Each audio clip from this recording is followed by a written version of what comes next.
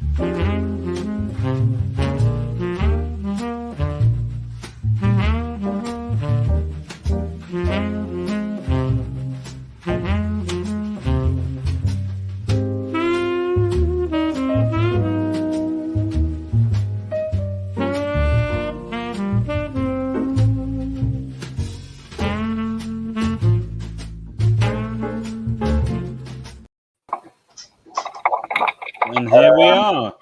Hello, good evening, and welcome to Sunday Night Live. A little bit later than planned, but we were having minor technical issues behind the scene. Good evening, Rabbi Eisenberg. How are you doing this week? Yes, good evening. How are you? Nice to be together again. Yes, I got bumped off the last week's slot, but you did have a much better guest than me, the chief rabbi. You're not a guest. I'm gonna let that go. And we are joined, of course, by our old friend Neville Goldschneider, Chief Executive of Camp Simcha, who is bang in the middle of a 36-hour campaign to raise vital funds for his charity. Good evening, Neville. Good evening, David. Good evening, Rabbi Eisenberg. Hi. Hi there. Hi. Neville, we're going to ask you one or two questions. Do you mind if I play the video which is, you know, we've all been watching today, but I just think it sort of summarizes very aptly what your organization's doing and why those funds are needed. So I'm just going to pop that on. Thank you. For 25 years, Camp Simcha has been a lifeline to seriously ill children and their families, providing practical and therapeutic support, bringing hope at the darkest of times. Never has that been more crucial than during COVID-19, which sent families like mine deeper into crisis. The day your child is diagnosed with a serious illness is the day everything changes. Camp Simcha brings strength and joy back to families facing the unbearable. Walk in the journey with us, every step of the way. For children with over 50 different medical conditions, including cancer, genetic illnesses, premature babies, and mental health conditions. They provide 23 different services, including family support, respite care, hospital transport, crisis household support, therapeutic arts sessions, counselling, sibling support, parties and outings, and residential retreats. But Camp Simcha are so much more than a list of services. They are a family of support. They are a lifeline, here for parents any time of day or night, enabling us to cope. They are also about the little things that make a difference. From a hot meal sent in after a grueling hospital stay, to a visit from your family liaison officer when you need a shoulder to cry on, or a treat to lift a child after a difficult treatment. No other charity does what they do for Jewish families with a seriously ill child. It costs Camp Simcha nearly £2.4 million annually to provide critical support to over 1,200 family members and another 12,000 children through hospital outreach. We're their lifeline. You're ours.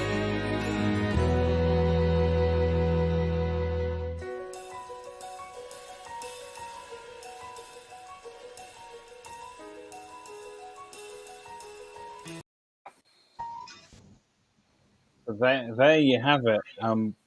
Always very moving to sort of to watch the people that you're helping speak in their own voice. Neville, how's the campaign going? Well, frankly, David, I'm not often short for words, but I really am today. It's just been probably one of the most incredible days in my history of Camp Simcha, other than on the services side of what we do. On the fundraising side, it's just been incredible. We've had 500 team leaders out there around, not just around the country, we've had team leaders in other countries as well. Some of our families who have moved abroad and people who support us from abroad and so on. It's just been really, really astonishing. And we are just so humbled by how incredibly generous the community has been. And it's just been amazing, really. As I say, you know me, David, I'm not normally short for words, but it really has been a very You know what, Neville, I'm going to save you some breath, because better than your words, look at the comment that we've just received now from somebody that regularly watches the show. Good evening, Chava. Thanks for joining with us. Chava said, I could not have survived the last 2 years without Camp Simcha's support. And if you need a further flavour of how people feel about your organisation, Sharon Hood, Camp Simcha, a jewel in the community's crown. We all have pride in your awesome achievements. I've helped to fundraise many different organizations over the years, but never has there been one where you say Camp Simcha and people say unreservedly, absolutely yes. Because I think that having a sick child is something that resonates with every parent out there, isn't it? Yeah. I think that there was a time where you'd say, people really thought that Camp Simcha, firstly, was a camp, and secondly, it was a camp for children with cancer. And I think now that the community have really seemed to understand that we are not only there for 50 different very serious medical conditions, but that we're there 24, certainly 6, if not 7 throughout the year. And, that for these families, it's just critical that we're there for them. Life is just awful for these families, and we're really able to make a difference, and that really matters. I think the mistake probably comes from the Camp Simcha in America. My brother was a counselor at Camp Simcha 2 years in a row, and he said it was the most amazing experience he had, being able to help a sick child throughout those 2 weeks in camp. Because of that, I think they just looked at Camp Simcha USA and sort of transported the idea to here, where Camp Simcha in the UK is something totally different. Yeah. The thing that I would explain, which I think is really a valuable thing, is that the reason why we got called Camp Simcha was because our founder, Mayor Plancy, took a child that he was very involved with when he was learning in Israel out to the camp in the Catskill Mountains. And he saw something very, very special there. He saw the fact that children suffer illness in a very different way to us adults. When we're ill, God forbid, we fret about what we know is coming or we believe to be coming. And there's a terrible amount of stress about that in our minds. Children don't do that because they don't have the life experience to do that. So children know it hurts now. Children know today is a horrible day. But you can really turn that around for children in really fun, dynamic, exciting ways. And Mayer saw in camp in America amazing ways that you could do that. And he set about when he came back here to provide all kinds of really fun and amazing ways to be able to do that for children. And then, of course, on top of that, if you're doing that kind of thing, of course, you have to be there for the really serious stuff as well, for supporting the rest of the family too. And in terms of the North-South divide, Neville, there is no divide on this. It's interesting because I got contacted by somebody today and we were talking about Camp Simcha, and they said, oh, they're very London-centric, aren't they? And I said, well, unfortunately, childhood diseases don't stop at the Watford Gap. But fortunately, neither does Camp Simcha either. And I know that you're supporting families here in Manchester.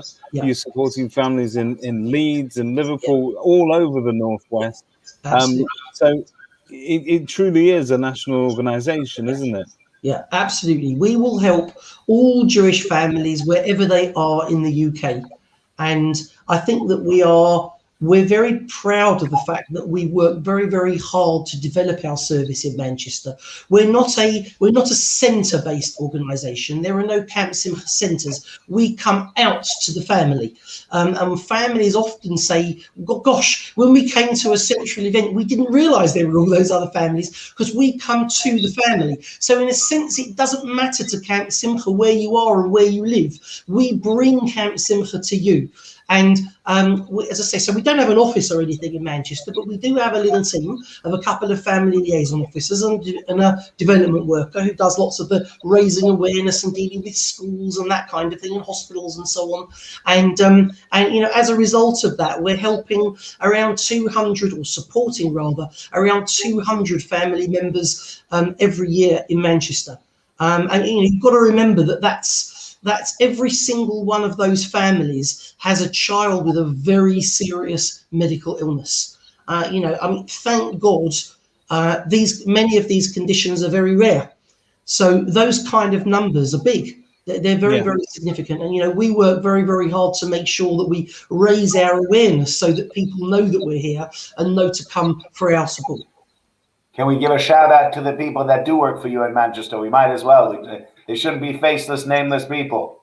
So Daniela Barclay is one of our family liaison officers, and Dalia Mechlowitz, they're our two family liaison officers. And Michelle Delou is our sort of, you know, she outreaches for us. She develops our role in the community, if you like, working with schools and hospitals and all that kind of thing, a little bit of the fundraising work locally and so on.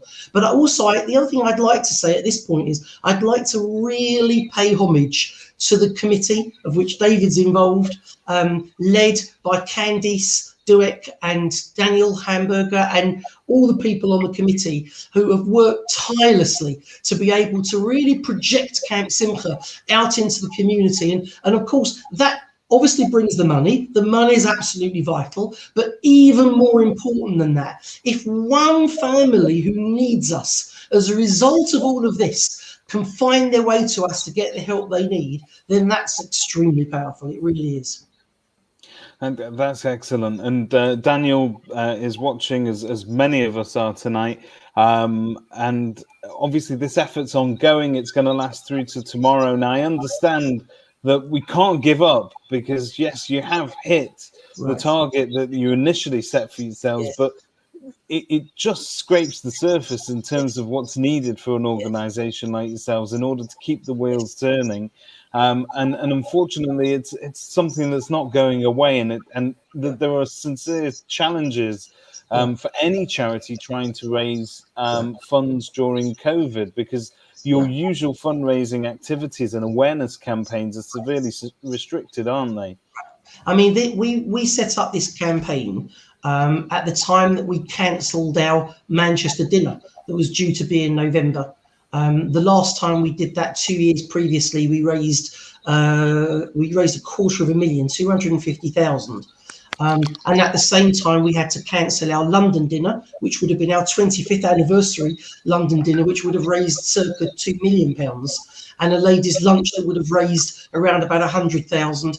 And all those events gone, not possible to have them. And looking forward to the rest of this year, we're really not sure what fundraising we're going to be able to do at all. So these funds are really, really crucial to enable us to know that our services team can now go forward and really focus their attention on doing everything these families need. But even more importantly than that, David, any family that phones us that needs our help, that we can say yes. It's really, really important. Well, I'm pleased to say that there are more than one family. There are many families in Shrubs that are supporting your efforts tonight. They're almost fighting over the donations tonight to get that money in. None other than our Life Vice President, Rodney Barclay, with us this evening. Rodney and Michelle's page, their link to their page should be scrolling across the bottom, but it's also there. I've also put a link to it on our Sunday Night Live page as well. But as ever, whichever link you use, it all goes to the same place, whether you choose to donate to Rodney or to Daniel or to anybody else. In fact, I'd encourage you all to donate several times to several people. Just keep it going. David, do you have a page? I also have a page as well, but you know what? I've spent most of the day encouraging people to go to other people's pages because as long as it goes to the right place, it's fantastic. Right. And I'd just like to quickly thank Rodney and Michelle. Thank you so much for doing that. The Barclay name, of course, is very connected to Camp Simcha, as I explained, with Daniela, who does such an incredible job.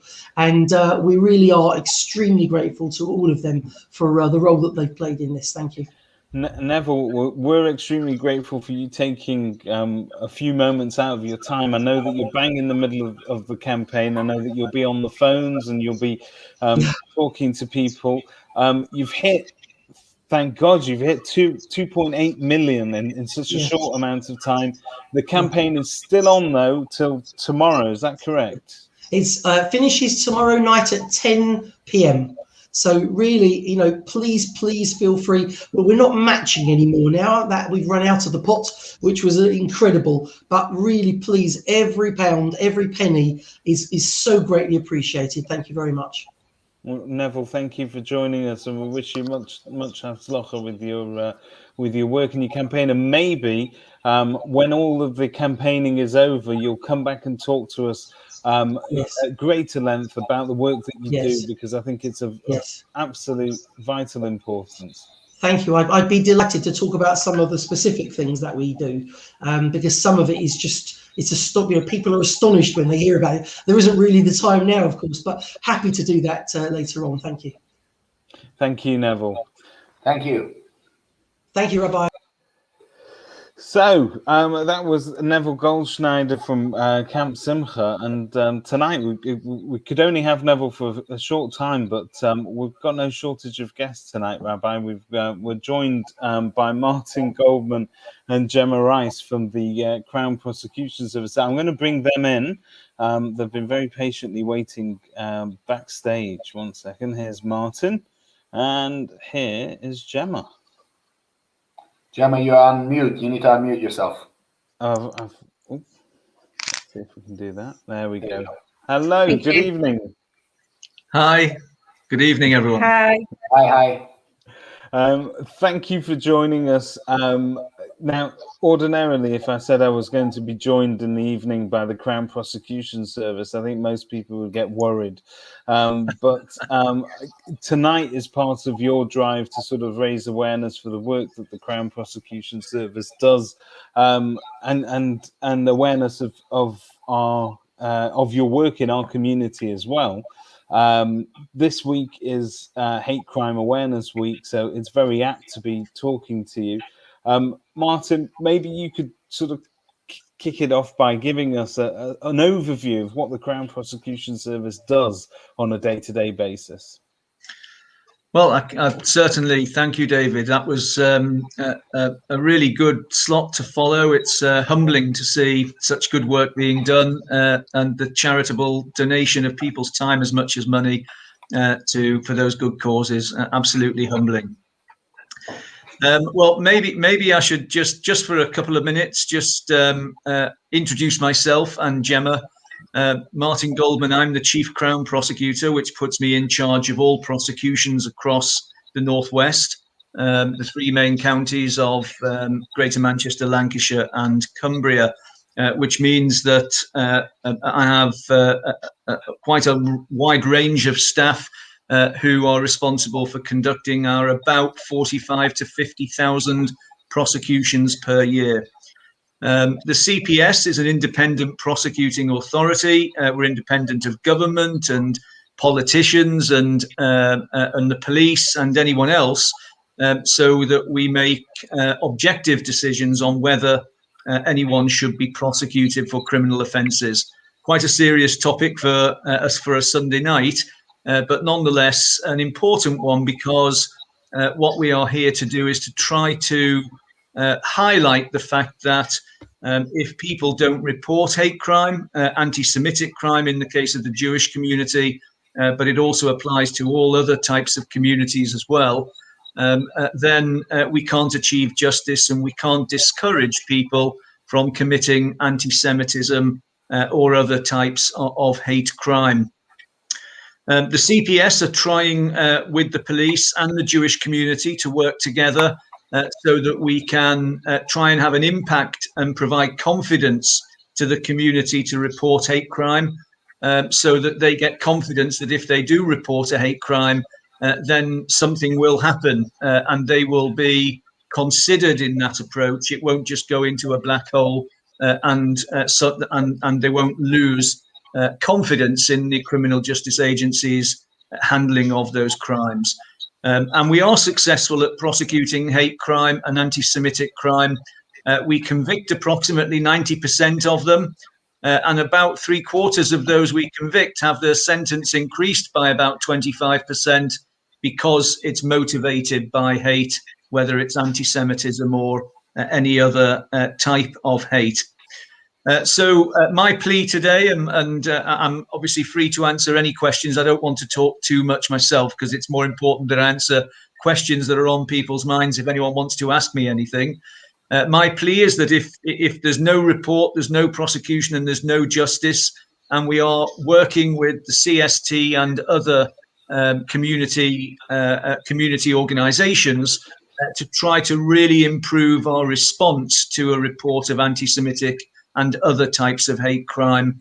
And we're setting up a project in Salford from the Salford Police Division to try to improve our response to it, so that people can have confidence that something will be done, or our best efforts will be put into making sure that hate crime is handled appropriately. So I'll leave it there, David. I'm free to answer any questions that anyone would like, or I can talk about the more detail of our work if you would like. Well, maybe just to sort of ask you one or two questions, and maybe that'll take us into that. Obviously, I mean, you covered this in your introduction, but if I were to say the CPS to somebody, they would assume that the police and the CPS are one sort of homogenous body, but you work together. And you are two moving parts of the same system, but very much unconnected, distinct entities in your own right, correct? Yes, that's absolutely it. That's what distinguishes our criminal justice system from a lot of criminal justice systems around the world, in the democracies around the world. If you look at America, it's very politicized. So the police chief and the district attorney are elected officials, and so we'll have a political agenda. And that leads to a view that the American or other types of systems aren't completely objective when it comes to prosecuting criminals, because we all know how important it is to have a credible criminal justice system, so that if you're convicting people, it's the right conviction for the right person, rather than something not being not having credibility, which means that people who have committed crime remain at large. So our independent system is based on lots of agencies working together: the police, the CPS, the courts, the judiciary, all working independently to bring a proper credibility to our decision making and an objectivity to our decision making, whilst also working together in a way which tries to make the whole system work better. There's no doubt, David, that in the past we've probably been too separate. We've probably been too defensive of our own little parts of the criminal justice system itself. But we are, in recent years, we've been working closer and closer together, hand in hand, really, between the CPS and the police especially. And now we're reaching out into communities. So we've reached out into the Muslim community, and we're working with them in Bolton to run some projects around hate crime in anti-Islamic hate crime in Bolton. And of course, we've now started the process of working with various Jewish organizations to work hand in hand, really, so that you get that sight of what we're doing and you get the confidence by being in the knowledge of what we're doing in the Salford division, so that we can tackle all manner of hate crime. Of course, that's where a lot of anti-Semitic hate crime happens as well. How are you funded? Because oftentimes the funds is what decided who plays the tune. So that you might say we are meant to be independent, but if you're funded by a specific organization or a specific part of the government, you might need to play to the tune of that, whether it's the Labour government or the Conservative government, and how they want it to be. So how do you make sure to remain independent in the face of that? Yes, that's a really, really good question, Rabbi, because often it's the person who pays the piper, or the piper himself, who calls the tune. Well, we are funded ultimately by government, although we are funded as an independent decision of government via the Treasury.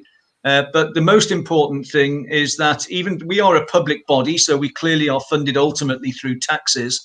But our representative in Parliament is the Attorney General, who has the superintendence of the CPS and is responsible for the CPS into Parliament. But the Attorney General is never a full member of Cabinet, so isn't a politician in the sense of managing the delivery of a political agenda. The Attorney General is designated in British legal system as an independent law officer who is meant to be there to advise the government of the day and the Prime Minister in an independent, objective way about the legality of what the government does. And so the Attorney General, being our representative in Parliament, is separate from Parliament. And therefore, anyone in Parliament who wants to engage the CPS, we clearly have to be accountable for what we do to anyone, is the truth of it, must be careful about how they get involved, because a political interference in the independent prosecution function is against British tradition. Gemma, I know your microphone is working, so I'm going to get you to talk as well.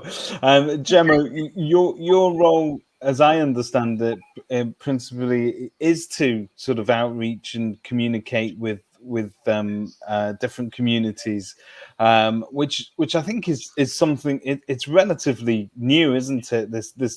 The fact that the CPS is reaching out to communities like our own and perhaps the Muslim community to make us aware of the function that you serve. Gemma, how well received is it? I mean, generally speaking, are we quite cooperative as a community? Are we quite welcoming? Yeah, massively welcoming. But I'll just tell you a little bit about my job, just by way of introduction. So I'm Inclusion and Community Engagement Manager for the CPS Northwest, which, as Martin said, is Greater Manchester, Lancashire and Cumbria. So it's a massive area in terms of community engagement.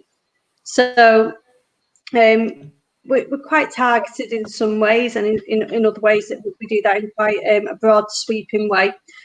In terms of Jewish communities. I know I've noticed Heather's on the chat, so hi. I've got some links from my previous role in terms of working with Jewish communities, and obviously those relationships have stayed. We have the Jewish Community Conversations, which is one of our targeted engagement activities for Jewish communities. And whereas it's we have been warmly received by the communities, by Jewish community, we're there to have real, open and honest conversations. So, we want to know where the challenges are. We want to know where there's lack of public confidence so that we can actually do something about it. So, yes, warmly received, but we're inviting that challenge, and we want an open dialogue with people. And generally speaking, maybe this isn't just peculiar to our community, but in general, when the CPS is talking to people, what are the things that prevent them from coming forward? What are they concerned about that stops them from speaking out? Is that to me or Martin? To either of you. Well, I'll start off, Gemma, and you add in if you think there's anything else to add. I think the things that we've come across is that community confidence in how cases are handled is really important. So if people don't think that the report is going to get anywhere, then there's a reasonable chance they won't really report it. And so the lived experience of communities is really poor when in actual fact something that could be done isn't being done. And it's that vicious descending circle because the victims feel cautious about reporting because they don't think something will be done, but also because once you enter into the criminal justice system, it's a bit of a scary place. It may involve going to court, it may involve giving a statement, and so on. There are things we can do about that, and there's knowledge that we can give people to try to give them confidence to report.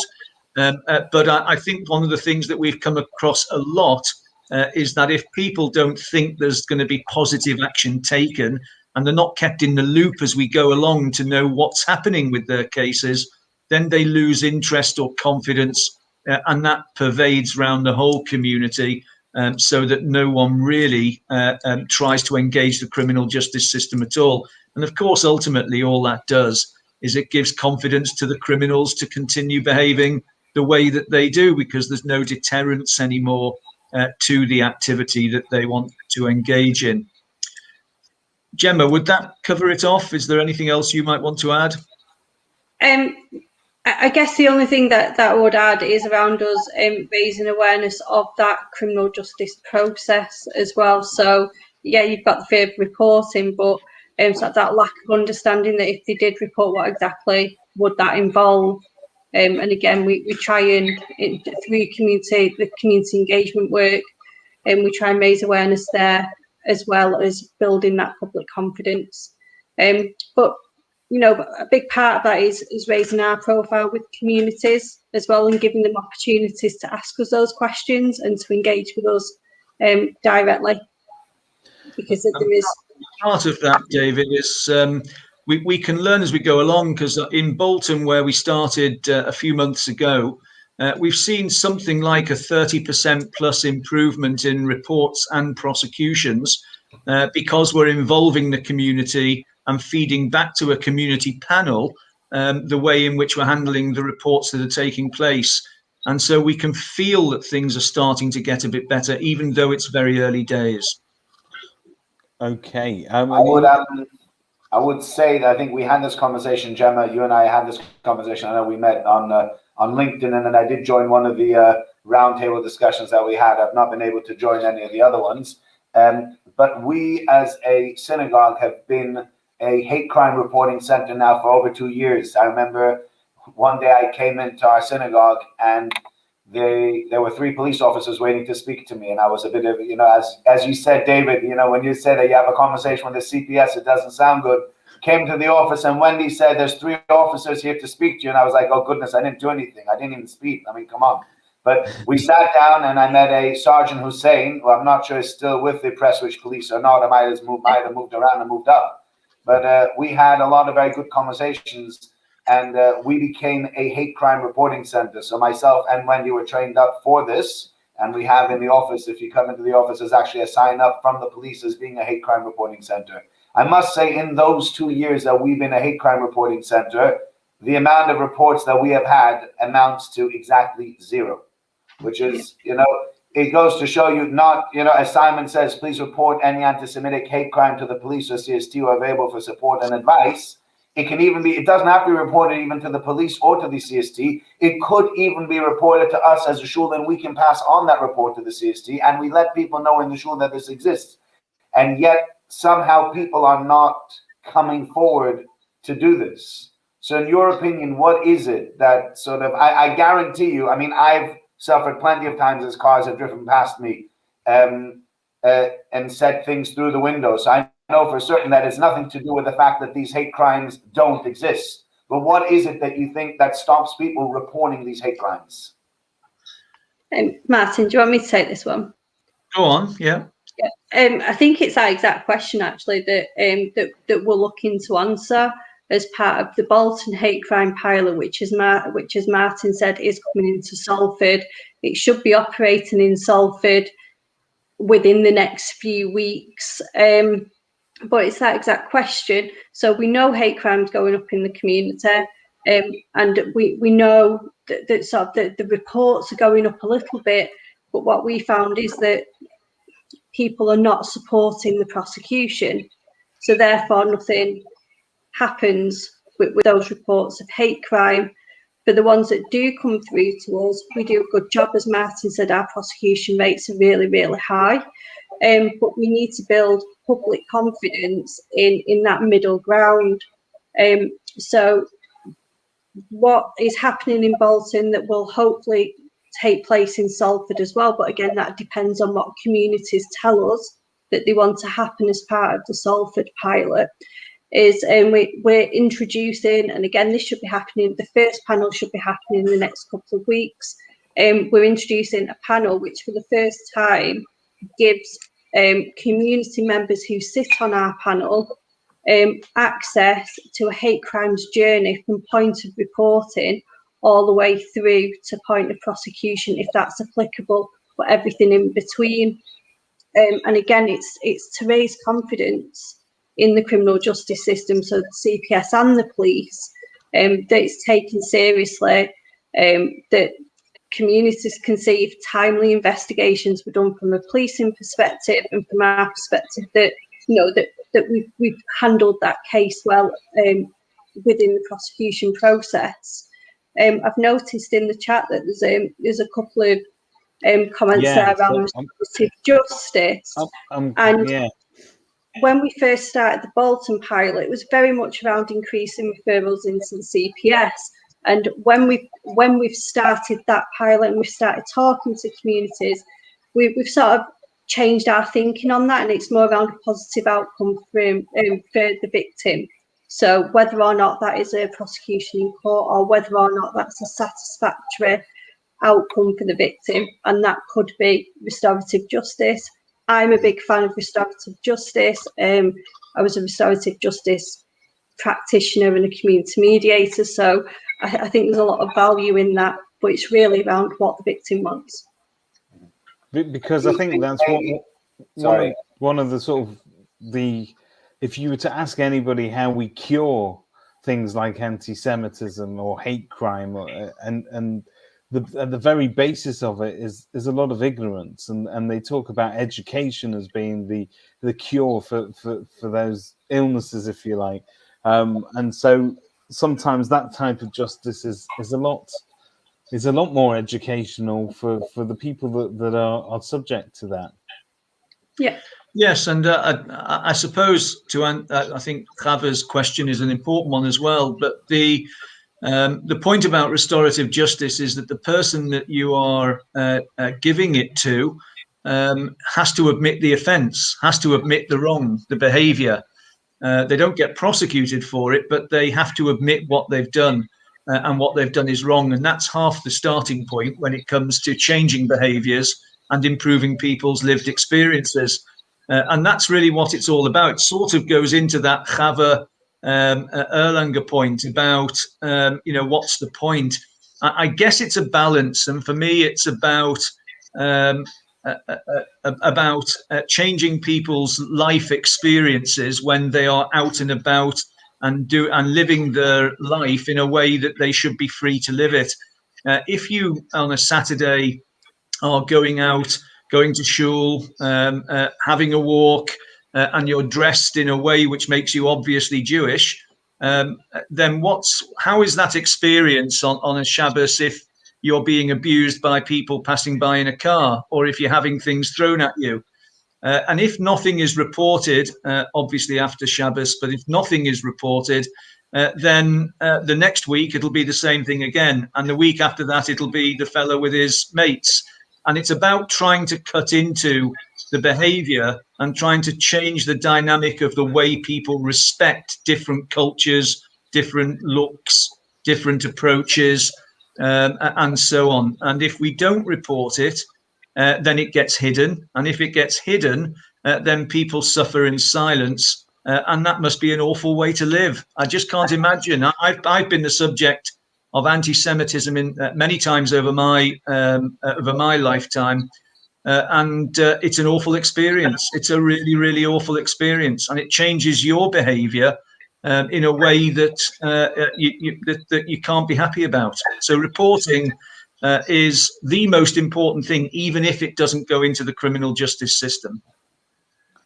I think I would say, when you say it's an awful thing and it changes your experience, I've had, as I mentioned before, I've had lots of different experiences of being yelled at. I think I'm pretty obviously Jewish as I walk down the road. But I think the only time where I've really been I wanted to report is I was once standing on King's Road. This is before I became rabbi. I think this incident goes back to probably 2008 or 2009. And I was standing on King's Road talking to a friend of mine, and somebody threw an egg at me. And cleverly, they actually didn't throw the egg at me. They threw the egg at the car next to me, and it shattered on the car next to me and went all over my suit. And then as I turned around to try to get the number plate, they had sped off that quickly that I missed the number plate. That was the one and only time that I actually felt I really wanted to report these people for what they had done. But I find many times as people drive past me and they yell out the window, and I'm guessing this might be a reason why people might not report it, you think to yourself, there drives an idiot who's screaming out the window. Who cares what he has to say? I probably will never see this person anymore, and he's probably highly unintelligent because he sticks his head out the window and just screams at people. And so, I think a lot of people just say, hey, there's just some idiot driving past. Why should I report an idiot driving past if he's not harming me as such? Could that be a reason why people aren't reporting? Absolutely a reason, and I'd always respect people's decisions in terms of the seriousness or the way in which they feel is best to handle the situation. And Chava, as David's highlighted, has raised another point about not wanting children to feel like victims or to feel scared. They should feel free to go about their business and to handle situations. I guess my view and what I'm trying to get across is that if situations exist which you feel cross a boundary or you feel are serious enough, and there are many of these situations which aren't getting reported into the police and then into the Crown Prosecution Service, then not reporting it allows a person who's done something which is more serious to actually get away with it. If actually you're walking down the street and being verbally abused because you're Jewish is across the line, then that should be reported as well. Because if you feel like that, then your lived experience, your daily life, you shouldn't be having to walk down the street, looking around, seeing who's driving, seeing who's coming up behind you, afraid of what might happen or what your kids might hear.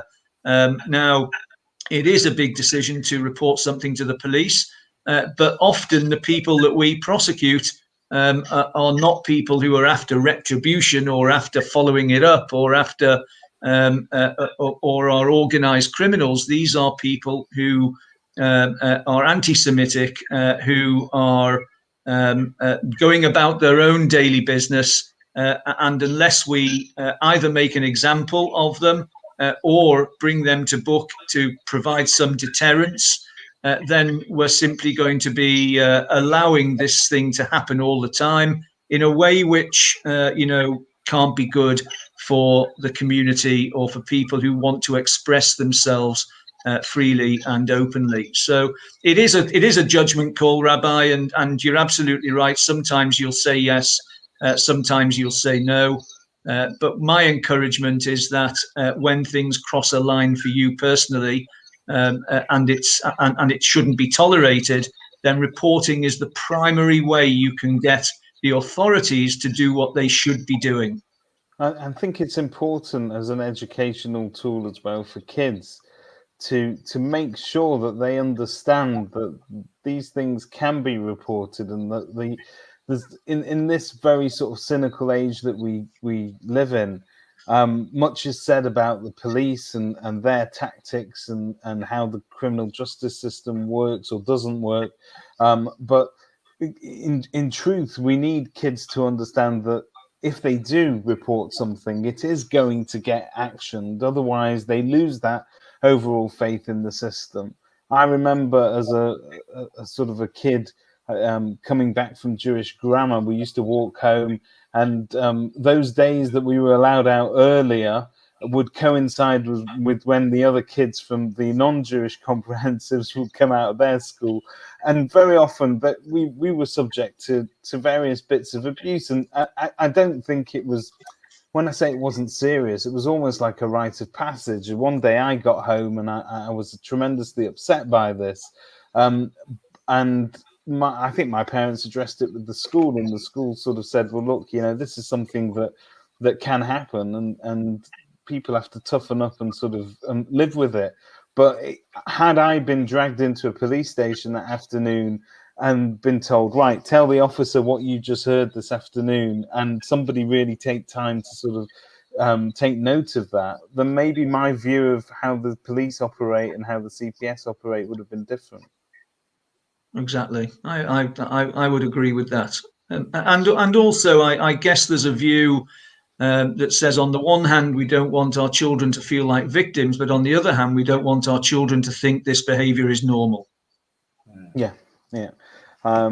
So in terms of hate crime at the moment, because obviously that's your focus this week, but Chava, although we're going to turn this into the Chava Erlanger show if we're not careful, so I'm going to limit you, Chava. Report me if you like, I don't care. But Chava asked, one of the first questions she asked was, is hate crime on the decline during the COVID period, or is it exacerbated? And I'm going to let that question go because I think it's a fantastic question. So how are you finding things right now on the ground? Well, we've seen an increase in hate crime over 2020, most of which was during COVID. And so there has been an increase, but quite a lot of the increase has been online, as you might expect, given that people have spent some considerable part of the year under some significant restriction. So we have seen a lot of increase, about a 20% increase in our hate crime reports over 2020.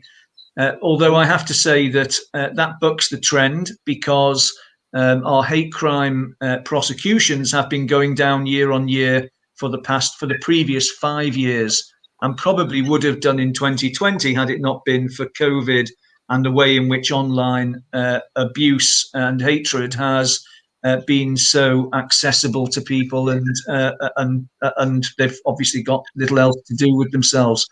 We haven't seen during COVID a decrease, we've seen an increase, but our conviction rates and our sentencing uplift rates have been the highest we've ever had them. So we've been fortunately getting better and better at prosecuting hate crime offenders.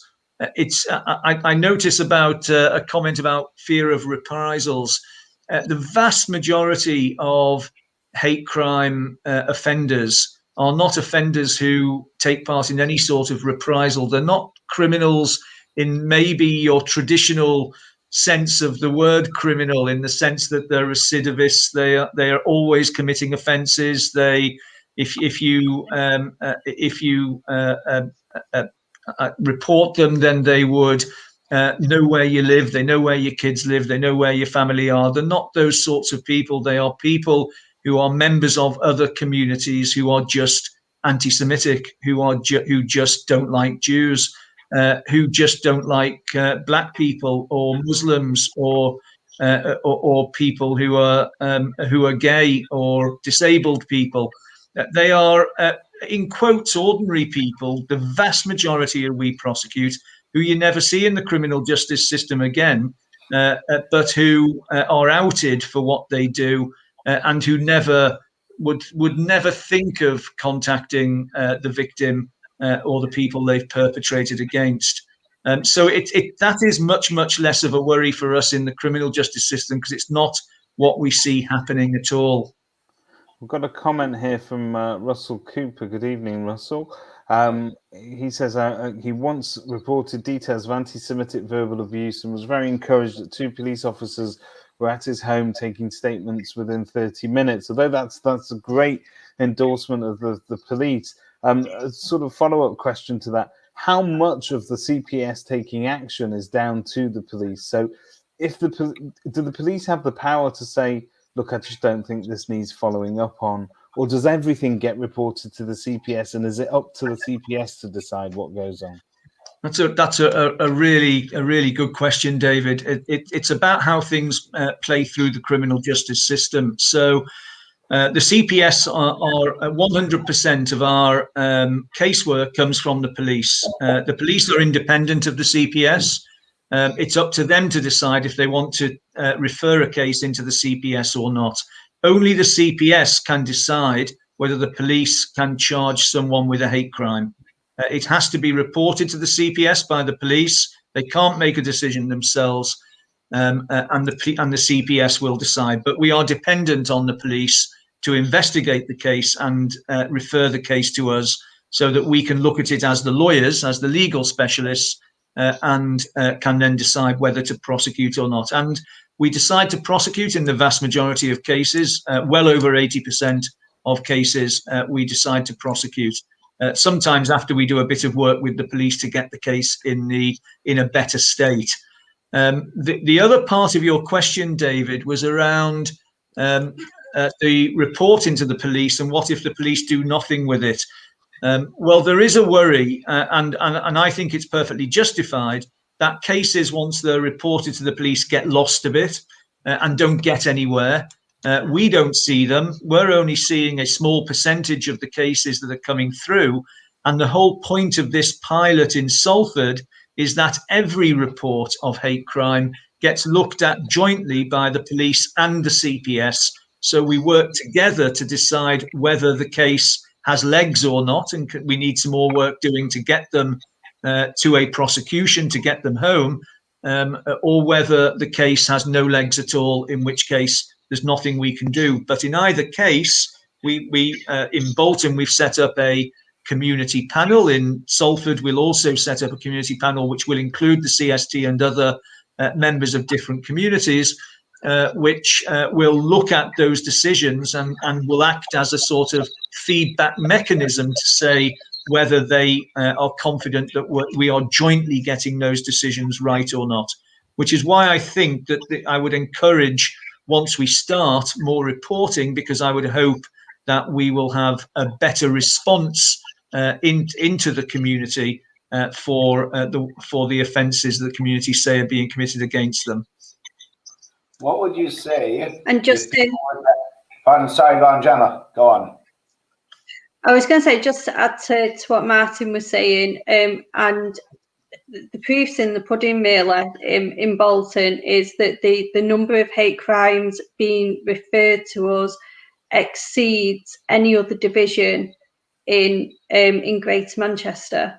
So it's sort of leaning towards that pilot actually doing what it's meant to be doing, and also the charge rate. So the number that proceeds to prosecution after it's been referred to us is just short of 95%. And again, that's reflecting the quality that's coming through to us now. It was much lower than that. So again, that's what we're hoping to see will happen in Salford.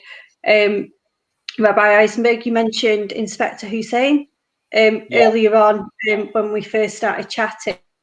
He's actually the inspector who's overseeing the police's part in the Bolton pilot. So just a little bit of consistency across the areas, and been involved in sort of sharing the learning with Salford Division on how it's operated in practice in Bolton. So both divisions are talking a lot, as well as with us. What would you say if people were to ask you the question that isn't the police budget stretched enough to sort of try to have to deal now with some idiot shouting out the window? Don't we have a lot more work to do catching criminals that are doing more serious things, rather than, not to minimize hate crime, but I would say if I were to put them on a scale, any hate crime that is not sort of subjecting someone to physical violence or serious intimidation would probably go below, the budgets for the police have been cut so much. How can we put so much emphasis and so much of our time and effort into this when really there's so many other criminals out there that need dealing with? Yeah. Sorry, Gemma, do you want to respond, or shall I answer?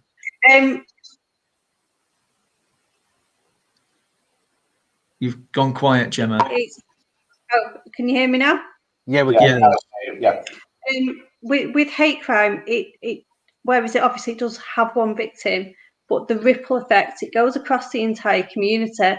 So actually, it's significantly more than one person that does that one crime.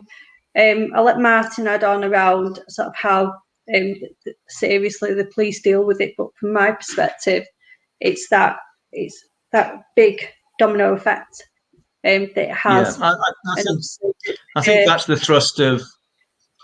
Sorry, Gemma, you were in and out. I thought you'd finished. I do apologise if I interrupted there.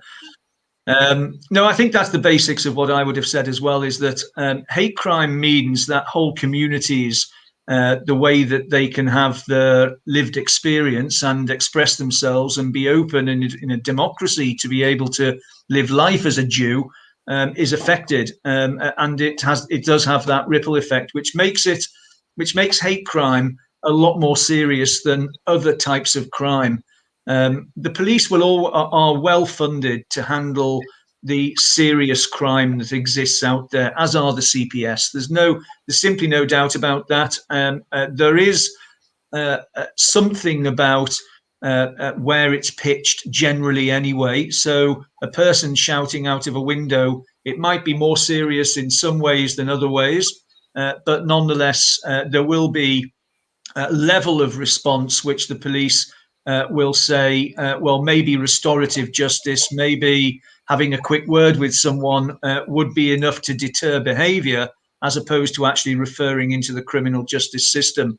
But the reason why hate crime is seen as a priority for police funding, which is what it is, and which the police are getting 20,000 more nationally, and they are getting those feet on the beat, and GMP will get their share of that, is because they need to be much more sensitive to the primary function of police, of CPS, and of all other agencies, is to serve the public, is to serve the public in a way which makes people's lives better, more secure, so that they can live life as they should be able to live life in a free democracy. And hate crime really goes to the root, whether, as I say, whether you're black, Asian, Jewish, gay, disabled, whatever your characteristic is. Hate crime goes to the root of you being able to live your life as it is, which is as it should be, which is why it is such a priority. And there isn't any question that funding would simply be an answer to not investigating crime. It would have to be that there would be another reason why it was pitched at such a level that a different type of response was necessary. There's a question here from Russell Cooper, which is that, do the CST have a role in working with the police to help ensure the referral of cases to the CPS? So it's interesting. Obviously, in our community, we're very familiar with the CST. I suppose in other communities, you mentioned the CST, and they wouldn't know who they are. I'm presuming there is the equivalent of that in other faith communities if they're well organized. But what's the working relationship between the sort of three organizations like? Well, it's getting better, I think, is the truth of it. The CST have a very close working relationship with the police. There's no doubt about that. And in some ways, David, I'm afraid that other communities don't have the sort of organization that CST has. In fact, we work a lot with the Muslim communities around Greater Manchester, and they look onto the CST with some sense of awe that the Jewish community has such a really effective communal organization that is accepted by almost the whole community without exception as a body of people who can take care of or work on behalf of the community as a whole, whatever different parts of the community are there with their different perspectives. The Muslim community, the Black community, the African communities, the European communities that have settled in Manchester don't have that level of organisation. It's really quite a unique organisation in terms of its maturity and its setup and its delivery. We've really not had a close relationship with CST and the CPS before, but because we've now set up this Jewish community conversation, an ongoing dialogue with the Jewish community, the CST have become one of our first and go-to groups within the community, especially when it comes to hate crime, and they are really on board with the whole mindset around reporting, following through, handling those reports in a victim-led way, so that they get what's out of it as they would want. And I would hope that the Salford approach that we're taking from that division will allow the CST to be our critical friend as much as our ally in how we can actually improve the way we handle hate crime in the future. So they are pretty crucial, CST, and they're becoming much more involved in the way that the whole criminal justice process operates, which I think has to be a good thing. The CST have a voice at a national level, so they're engaged with the CPS at a national level. But like I say, we are strengthening the links locally.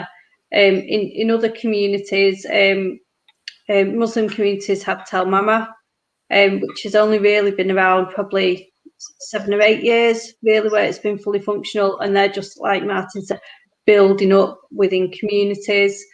They do have a presence in Greater Manchester, and Europea sort of do that hate crime reporting for European communities.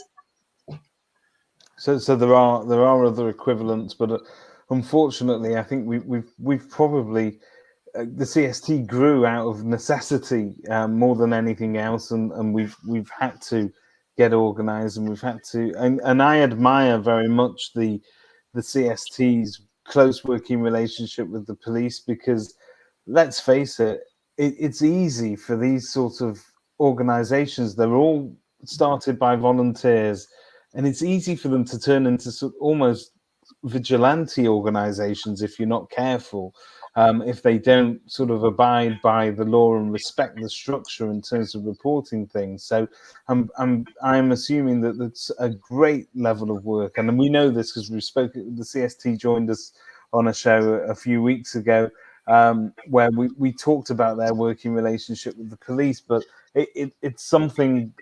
It's not just the Muslim community that should be in awe of them. I think we all are, and they do some fantastic work. They really do. Yes. What is next for the CPS? Obviously, you're strengthening your ties within the community. You're going to do more work to educate as many people as you can. And I suppose right now during COVID, it's harder than ever before. I suppose part of your work would have been to go into schools and to talk to school kids and really to sort of engage them whilst they're still in learning mode and they're still receptive to new ideas. But I suppose COVID's hampered that slightly. Surprisingly... Go on, Gemma. I was a priest. Sorry, I think you're in and out, Gemma. I don't know if your Wi-Fi can you repeat is. that? Martin, do you want to take over? I'm just going to reconnect my pulse. I think that's the problem. All right. Well, Sorry, I guess what Gemma might have been saying was that, in fact, during COVID period, it's been really strengthened, and we've made some agreements with the group that we now have regular contact with on our Jewish Conversations group. And we will be going into schools. We've made some connections to go into 4 schools across Manchester on an educational basis. We're looking at working with organisations such as Jewel or other groups in terms of how we reach out into the community and get ourselves known a little bit more, and start to try to educate a little bit more around hate crime, around what people should or should not be putting up with, around even job opportunities and the career paths that we can offer for lawyers. Plenty of Jewish lawyers out there, and there's no reason why we shouldn't have more joining us as lawyers or as non-legal staff. We've got 500 plus staff in CPS in the Northwest.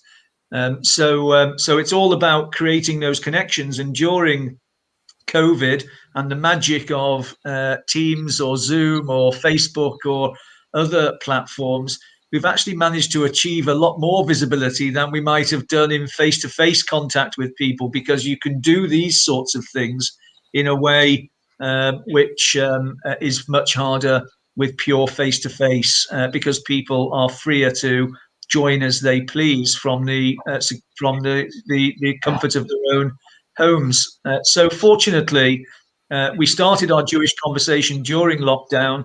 It's been really successful getting people around the table, the virtual table, and we're making some real progress.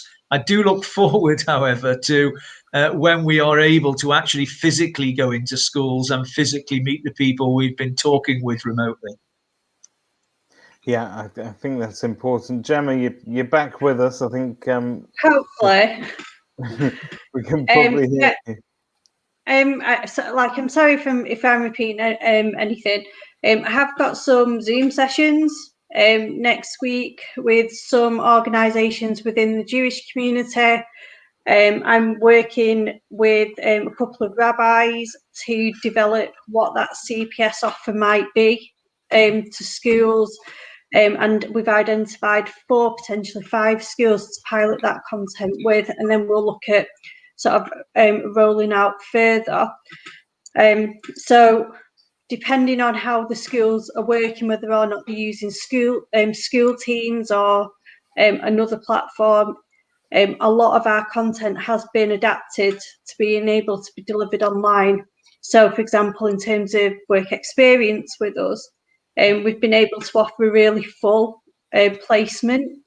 And the feedback that we've had from students is, yeah, no, they've quite missed, they'd quite like to have gone into the courts, for example, but actually they still got loads and loads out of it. So we're working with what we've got and making the most of it, really.